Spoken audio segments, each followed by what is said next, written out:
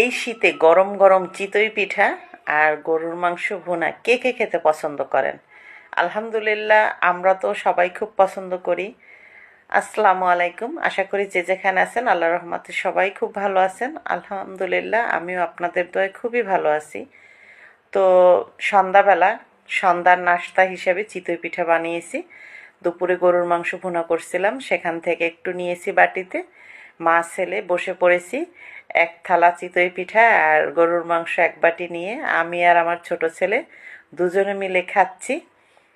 তো যাই হোক, কে কে পছন্দ করেন জানি না, তবে এই পিঠাটা সবাই পছন্দ করে। আর আমার বাচ্চারা গুড় দিয়ে খেতে চায় না, কারণ অনেকে গুড় নারিকেল দিয়ে কিন্তু খায়, তো ওরা গুড় নারিকেল দিয়েও তেমন একটা পছন্দ করে না, ঝালটাই বেশি পছন্দ করে। তাই তারা গুড় দিয়ে খাবে না, বলতেছে মাংস দিয়েই খাবে। বেশ ভালো কথা, তো সেটা দিয়েই খাক, যেহেতু দুপুরে রান্না করা ছিল মাংস। তো আমার ছোট ছেলে আর আমি দুজনে একই বাটিতে খাচ্ছি। যারা যারা খাবেন, দাওয়াত রইল, আসলে অবশ্যই এভাবে করে চিতই পিঠা বানিয়ে খাওয়াবো। ভিডিওটি ভালো লাগলে একটি লাইক দিবেন, ভুল ত্রুটি হলে অবশ্যই ক্ষমা সুন্দর দৃষ্টিতে দেখবেন।